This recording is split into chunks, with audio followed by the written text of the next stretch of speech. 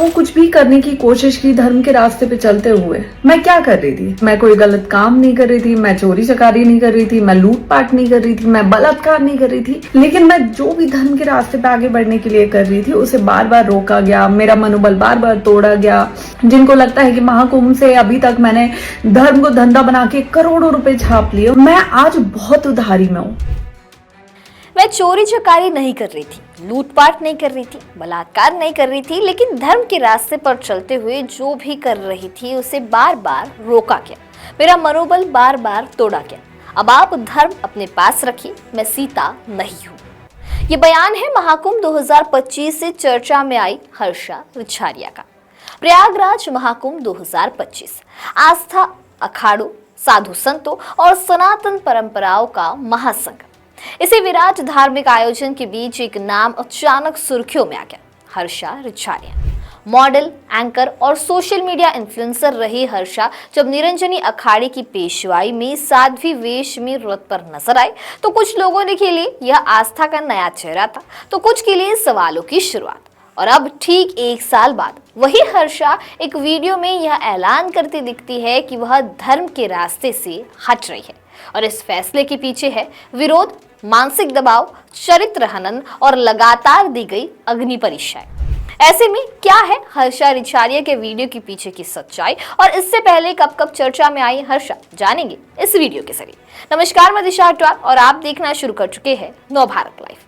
महाकुंभ 2025 से चर्चा में I model, anchor, social media influencer Harsha Richharia ने धर्म की राह छोड़ने का ऐलान किया है। अपने इंस्टा अकाउंट से जारी एक वीडियो संदेश में इसका ऐलान किया। इसमें उन्होंने कहा कि बीते 1 साल से लगातार विरोध का सामना किया है, मानसिक दबाव और आरोपों ने मुझे भीतर से तोड़ दिया है। अब मौनी अमावस्या के बाद मैं अपने पुराने पेशे में लौटूंगी। कहा कि मेरे चरित्र पर सवाल उठाए गए, मैं धर्म के मार्ग पर चलकर जो भी कुछ करने की कोशिश कर रही थी उस पर सवाल उठाए गए, विरोध किया गया। मैं सीता नहीं हूं जो हर बार अग्नि परीक्षा दूं। हर्षा ने अपने वीडियो की शुरुआत जय श्री राम से की। कहा, प्रयागराज महाकुंभ 2025 से शुरू हुई यह कहानी अब खत्म हो रही है। इस 1 साल में मैंने बहुत सारी दिक्कतों का सामना किया। प्रयागराज से शुरू हुआ यह विरोध लगा कि महाकुंभ के बाद ठीक होगा, लेकिन मैंने जो कुछ भी करने की कोशिश की धर्म के रास्ते पर चलते हुए उसका विरोध हुआ। हर्षा ने आगे कहा, जिन लोगों को लगता है कि धर्म को धंधा बनाकर मैं करोड़ों रुपए छाप लिए हैं, मैं आज बहुत उधारी में हूँ। मैं कोई माँ सीता नहीं हूँ कि अग्नि परीक्षा दूंगी। 1 साल से जितनी परीक्षा इतनी थी, जितना कुछ करना था मैंने कर लिया, अब बस बहुत हुआ। धर्म में आने से पहले जब मैं एंकरिंग कर रही थी, मैं एक प्राउडी एंकर थी। मैं अपने प्रोफेशन को बहुत गर्व से बोलती हूँ कि मैं जो कर रही थी बहुत अच्छा कर रही थी और मैं उसमें रह के बहुत खुश भी थी। देश से ज्यादा विदेशों में काम करके अच्छा खासा पैसा कमा रही थी, लेकिन यहाँ आने के बाद सिर्फ उधारी के अलावा कुछ नहीं बचा मेरे साथ। और सबसे बड़ी बात कि किसी का साथ भी नहीं है। आज मैं ये सब आपको क्यों बोल रही हूँ? क्योंकि मैंने लगातार इस 1 साल में जो कुछ भी करने का प्रयास किया है उसे रोका गया है, उसे तोड़ा गया है, उसमें विरोध उत्पन्न किए गए और यही सेम चीज इस बार माघ मेला में भी मेरे साथ हुई है। हर्षा ने आखिर में कहा कि मुझसे अब कोई भी युवा, कोई भी भाई बहन यह बोलेंगे कि मुझे धर्म से जुड़ना है तो मैं उनको यही बोलूंगी कि सबसे बड़ा धर्म है अपने फैमिली से जुड़कर रहो, अपने परिवार में रहो, अपने घर के मंदिर में पूजा करो, इसके अलावा किसी को मत मानो। मेरा इस धर्म से जाना सिर्फ धर्म से जाना नहीं होगा, बल्कि एक विद्रोही मानसिकता लेकर जाना होगा। जय श्री राम। मैंने कर लिया, अब बस बहुत हुआ। अब इस मौनी अमावस्या पे माघ मेले में मैं अपना स्नान करूंगी और उस स्नान के साथ जो धर्म पे चलने का संकल्प मैंने लिया था उस संकल्प को मैं पूर्णतः विराम दूंगी और वापस अपना पुराना काम करूंगी, जिसमें ना ही कोई विरोध था, ना ही कोई चरित्र हनन जैसा काम था और ना ही उधारी थी। मुझसे अब कोई भी युवा, कोई भी भाई बहन ये बोलेंगे ना कि हमें धर्म से जुड़ना है, हमें धर्म के रास्ते पे चलना है, तो मैं यही बोलूंगी कि सबसे बड़ा धर्म है अपनी फैमिली से जुड़ के रहो, अपने परिवार में रहो, अपने घर के मंदिर में पूजा करो, इसके अलावा किसी को मत मानो। मेरा इस धर्म से जाना सिर्फ जाना नहीं होगा, एक विद्रोही मानसिकता लेकर जाना होगा। जय श्री राम।